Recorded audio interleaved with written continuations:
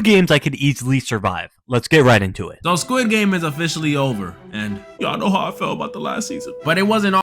The last season was trash. Let me just say this before we start this video. Squid Games is a really good show. Basic premise, but they do it to perfection. They maximize the output. They make it so entertaining. I think all the games in the last 2 seasons were really good, but that ending, for all of you who have not seen Squid Game, please click off the video because this is going to spoil it. But why did the baby win? I feel like the main character, his entire purpose for going back to the games was to stop the games. And once he failed to stop the games, they just threw a baby at him. They're like, okay, this is your purpose in the show now. Your purpose is to keep this baby alive. That's all you gotta do. And you know what's crazy? The game stopped without the main character doing anything. All sad because this season added some cool new games. This game was fire. This game was really cool. And y'all remember I bodied them last time, so to commemorate the end of Squid Game, today, ladies and gentlemen, I'm going to be going over some more Squid Games I could easily survive. I'll be giving you guys my strategy, my game plan, my thought process. And just like last time, I have not played these games before, so no insider info and no predicting the games. All right, we good? We got it? You in the back? You got it? All right, let's go. I got it.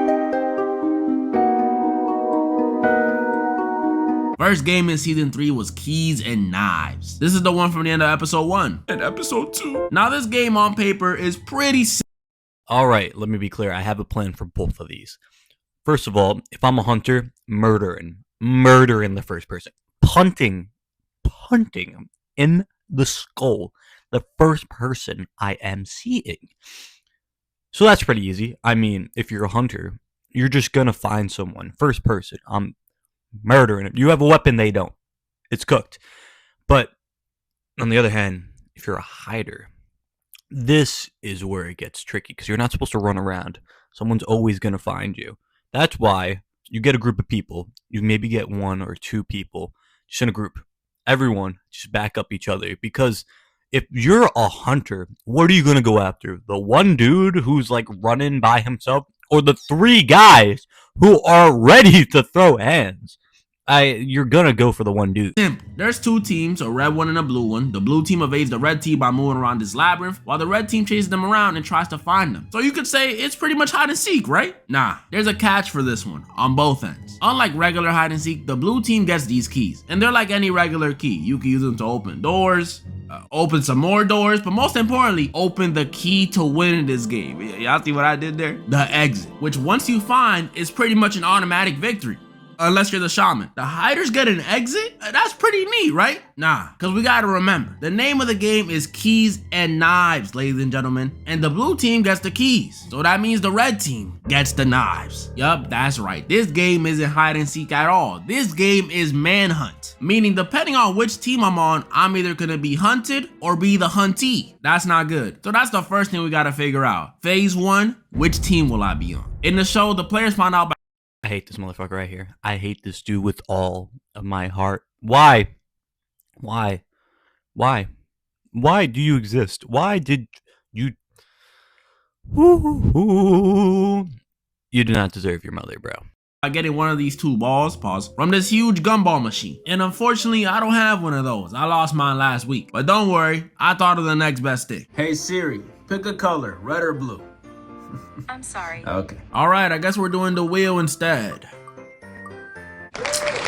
Gosh, now that Is that a hider? Yeah, bro, it's cooked. I know I'm on the blue team, it's time for phase 2. Oh, if I'm on the... I'm being a salesman. I'm negotiating with the frailest person that I see. I'm like, dude, you're gonna get overpowered by everyone here. Just let me be a seeker. Oh, you know, I'll kill my 1 person. I'll come around and protect you. Be like 2-2-2 or 3-3-3. Just start capping. 2, strategize. So we know to win as a hider, I either gotta A, survive the full 30 minutes of the game, or B, escape using the key. Not too bad, not too shabby. But if y'all remember the show, we need 3 different keys to escape, so working on a team would be optimal. But y'all know me. When it comes to all that hand-holding, cooperating, Yeah, but like no one knows that at the beginning. And let me just be clear, everyone is running for their lives. When this game starts, it's going to be really hard to start negotiating when people are like, they're just sprinting. They're just trying to get as far away from the start as possible. What's gonna work? Teamwork. That ain't me. So just like I handled the Hunger Games, I'm gonna be doing this one solo dolo, single Pringle. So happy I feel a tingle. You're probably like, how? How are you gonna do it, Derek? Shh, shh, shh, shh. It's simple. When the round starts, everyone gonna be running around looking for a room to hide in, a group to chill with, or the exit. All right, if there's a room with one singular door in it, and I just hunker down, I make sure no one is opening that door, I think I'm chilling. Simpletons. Not me. I'm gonna be looking for a stairwell. Why? Not only would it be somewhere I can hide, but most importantly, somewhere I can catch someone lacking. You see, every year there are over 1 million staircase-related accidents, and that's just in the US. Some of them proven fatal, RIP. And I'm banking on another one happening during the game. Walk with me. I'll be in the stairwell behind the door on some day-ho stuff, just waiting. And the second I hear someone, I'll pull an Until Dawn. Don't move. I'll wait to hear the footsteps go up about halfway up the stairs, and I'll peek around the corner of the door and see a red vest. It's go time. Let me enhance your plan. Why stay at the bottom? Stay at the top. Be like, I'm just going to tell you, you can come all the way up here, but I'm pushing your ass down. And you're tumbling down the stairs, cracking your head open, and I'm taking your knife.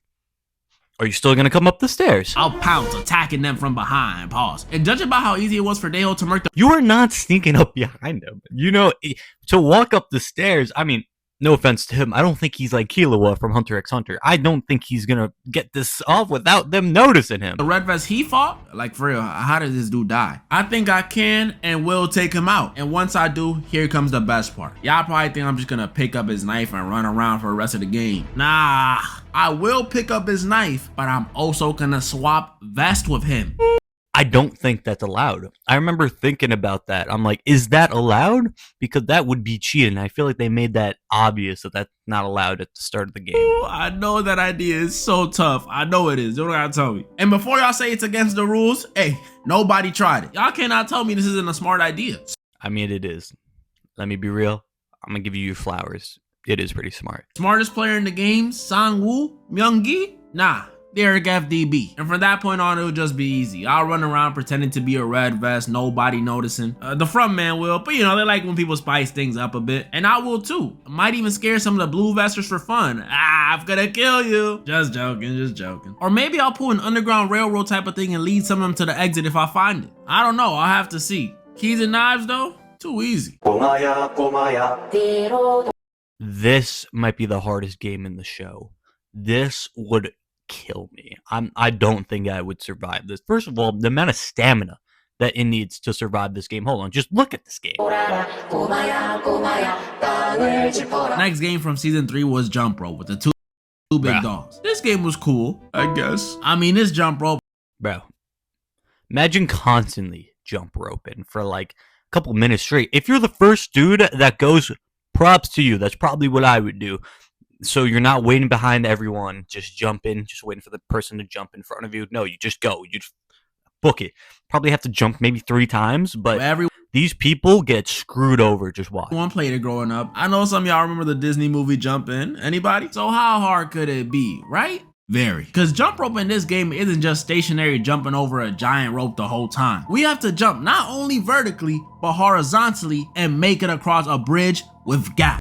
Yeah, that gap, that would end me. You got to time that perfectly, because how many seconds do you have until the jump rope comes all the way around? 4 seconds probably, so you got to do this jump in 2. And you got to stick the landing, and then right after, I don't know if I'm surviving it.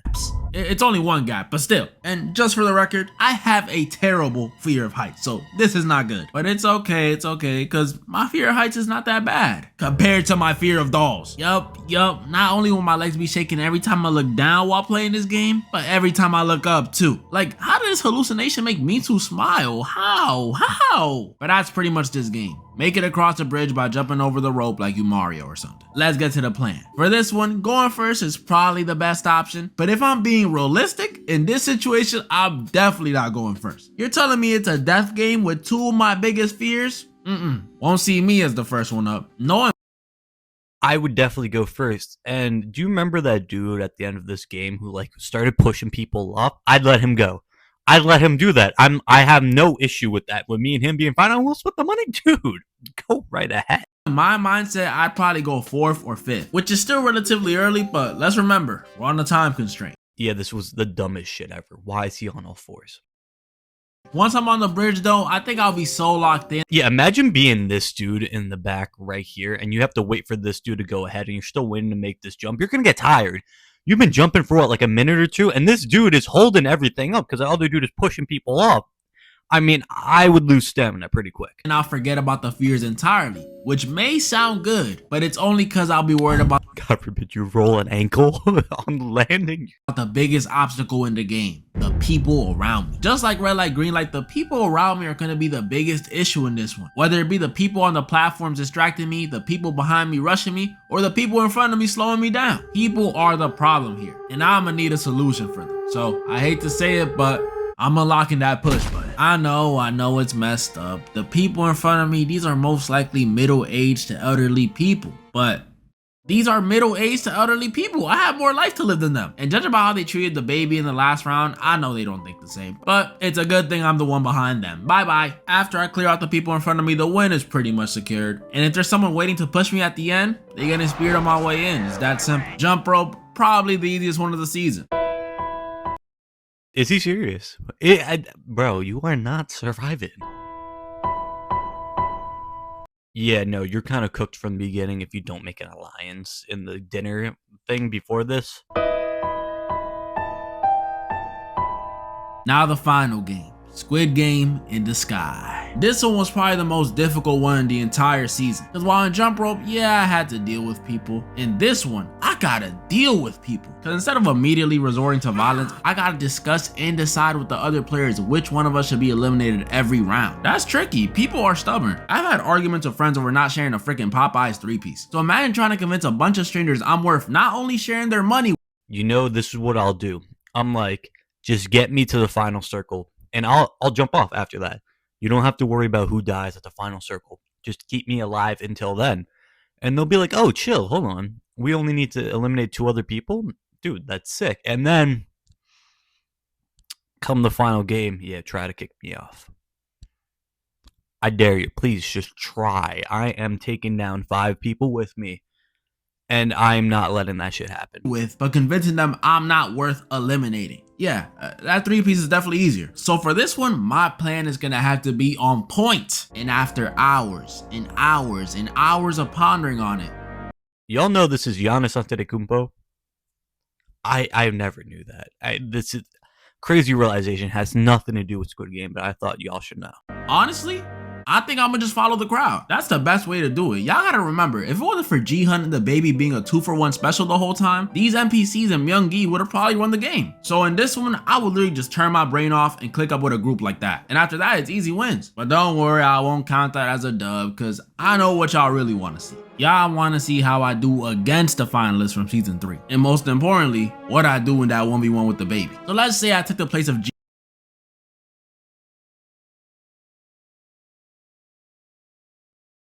He a better man than me. G-Hunt. Dude, that's like $40 million.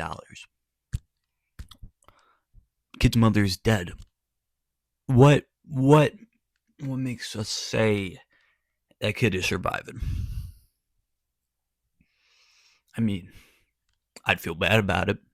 I'd probably keep me up at night, but I'd wipe my tears with some cash. For this final round. And it's my responsibility to protect my Shayla's baby. What would I do differently? I mean, not much. I honestly think they were doing great at first. So I would have done the same things they did. Packed up me and Sue, packed up those random dudes after turning on them. They were doing so great. It was all peaches and roses, sunshines and rainbows, you know, things of that nature. Until they packed up player 100 and they let the... Bro, he got too kill hungry. He got way too kill hungry. I don't know why. It's like, dude, you could have survived with your kid. Honestly, better now that didn't happen, because obviously he wouldn't have taken care of him. I mean, bro, he wanted to throw him off the edge, but still. Lunchbox do what he did. Y'all already know how Imagine being in a lunchbox. Imagine them just like beating you to like the brink of death and be like, don't worry, guys. He'll be a lunchbox. I feel about both of these decisions. I don't even like the old man. You could say I hate him. But in this scenario, why are we killing him? We need options. What do they say? Live life in abundance? We needed more of that. And actually, I'm tripping. This wasn't where they messed up. They messed up when Jihan suggested to draw lots when the lunchbox was literally right there. That was a layup, an easy win. Why are we talking about fairness in a game where you literally have to kill each other? So if I was Jihan in this situation, I would have been one. It wouldn't have even gotten to this point. When they suggested the lunchbox method, I would have agreed immediately, no hesitation. Would have left with some money and the baby. I would have been good. But let's say for some reason all that stuff still does happen, and now it's a 1v1v1. Me, the baby, and Myung Gi. What am I gonna do here? Well, I'll tell you what I won't do. Offer to sacrifice myself. Like, he was tripping. I get there's not that much out there in the world for him because he feels like his daughter hates him and he's gonna be sad because he failed to stop the games. But bro, after seeing what 333 just did, before even trying to threaten his baby, I would have gone on that next platform, pressed the button, and packed them up immediately. Maybe fake the self-sacrifice, and when he's off guard, just push. That's what I would have done. Now, let's say I somehow forgot to press the button and now it's me versus the baby. Mind you, this is my Shayla's baby. And we all know the baby can't fight back. It's a baby. Unless. So the question is, would I sacrifice myself for the baby? That's what this whole video was building up to. Would I sacrifice myself for a newborn baby? Hell nah! R.I.P. my Shayla. I know I said all that stuff earlier about younger people having more life to live, but that don't apply here. It's happening to me now. Well, you can't blame me. I was gonna make a joke about how I dropped the baby off the edge and turn away like I'm shooting a low look 3. But realistically, I'm a pretty nice guy. Yeah, I'll push some middle-aged and elderly people off the ledge, but my Shayla's baby? Nah, I can't do that, guys. Come on, I'm a villain, not a monster. But what I said still stands. I'm not sacrificing myself for that baby, which probably has you confused. If I'm not gonna sacrifice myself for the baby, and I'm not gonna murk the baby, then what am I gonna do? Easy, I'm picking the third option. I'ma vote to end the game the same way Jihan almost did with Sang-woo. Except in this case, the baby doesn't get a say. It pretty much has no rights. So the votes, 1-0. You really think they're gonna allow that? You got to. I mean, maybe it's fully possible they could do that, but I feel like they wouldn't allow it. Game over. And that's how you survive, baby. That's how you survive. Yeah, I technically didn't win, but let that not be 222's baby or my baby. That's gonna be the quickest no-look 3 you ever seen. I'm chucking that baby. That was pretty much all the games I could go over. I mean, at least until Squid Game USA. Netflix, hit my email. I want to die in the first game. Hit my email. As y'all can see, of course, I won again. Flawless victory. Comment down below the ones you guys think I was wrong or right about. All right, WVid. If we're all realistically, if we're all being honest here, I don't think any of us would survive. It's like, you know how people think they would do better in a fight than they actually would? It's the same thing for Squid Games. None of us would survive. We wouldn't do that well, dude. It's freaking Squid Game with all those people. Everyone has their lives on the line. Everyone got dad strength. And I go to the gym, but I'm not that strong. I'd probably get overpowered easily. Anyways, thank you for watching this video. I saw a statistic, and it's like, I think 2% of you people are subscribed that watch my videos. My bad, 0.2% people. I mean, if you watch it and you got all the way to the end of this video, just subscribe to me. I'm trying to be like Derek FB right now. WVid from Derek, by the way. Perfect. Go subscribe to him. Go show him some love. I imagine you have already seen this video if you see this video. And yeah, I mean, join me for the next video. Doses.